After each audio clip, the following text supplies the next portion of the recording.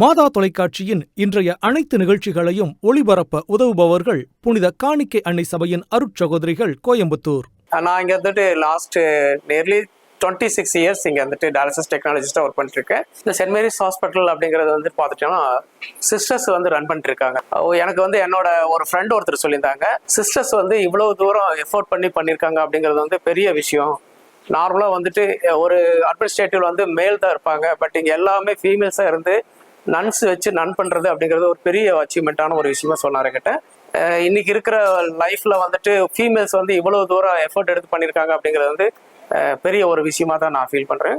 So இப்போ last இந்த டயாலிசிஸில் வந்து பார்த்தீங்கன்னா நம்பர் ஆஃப் கேசஸ் அப்படிங்கிற பார்த்தீங்கன்னா லாஸ்ட் இயரில் 8,226 கேசஸ் வந்துட்டு இந்த லாஸ்ட் இயரில் வந்து பண்ணியிருக்கோம். இதில் நியர்லி பார்த்தீங்கன்னா 7,982 கேசஸ் வந்து இது வரைக்கும் பண்ணியிருக்கோம். அண்டு ஹாஸ்பிட்டலில் வந்துட்டு எக்கனாமிக்கலாக புவர் பேஷண்ட்ஸ்க்கு வந்து நல்ல ஒரு ஹெல்ப்ஃபுல்லாக இருக்குது. நிறைய கன்செஷன் அவங்களுக்கு கொடுத்துட்ருக்கோம். ஸோ லோயஸ்ட் ப்ரைஸில் வந்துட்டு டயாலிசிஸ் வந்து பண்ணுறது அப்படிங்கிறது ஒரு பெரிய விஷயமா இருக்குது. நம்ம இந்த மாதிரி ஒரு செட்டப்பில் வந்து இவ்வளோ பெரிய அச்சீவ்மெண்ட் பண்ணிக்கிறது எங்களுக்கு வந்து ஹாப்பியாக இருக்குது. எங்கள் டீம் வந்து நல்லா ஹெல்ப்ஃபுல்லாக இருக்காங்க.